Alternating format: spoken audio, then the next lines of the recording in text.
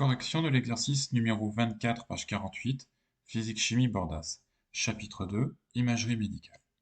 Correction de la question 1.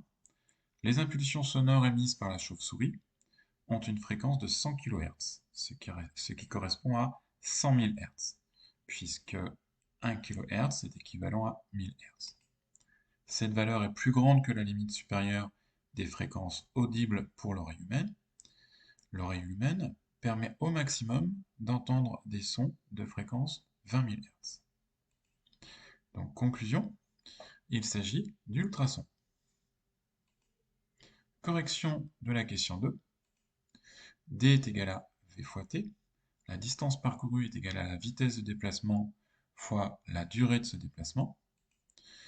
On en déduit que la durée du déplacement, delta t, est égale à D sur V, avec une vitesse de déplacement de 5,0 mètres par seconde et une distance à parcourir de 2,0 mètres. On en déduit que la durée delta t est égale à 2 mètres divisé par 5 mètres par seconde, et on trouve donc que la durée delta t est égale à 0,40 secondes. La chauve-souris atteindrait donc, si elle continuait en ligne droite à la même vitesse, le mur au bout de 0,40 secondes. Correction de la question 3.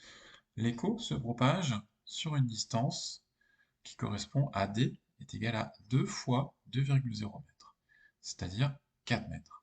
Étant donné que, le signal sonore parcourt d'abord 2 mètres de la chauve-souris au mur, puis 2 mètres dans le sens inverse du mur vers la chauve-souris.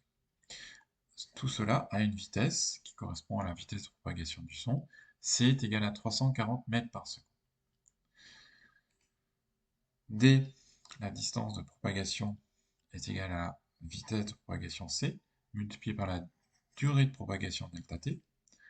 On en déduit que la durée de propagation delta t est égale au rapport d sur c, ce qui nous fait 4 mètres divisé par 340. On trouve une durée de 0,12 secondes. Donc conclusion, l'écho est reçu au bout de 0,012 secondes. Correction de la question 4.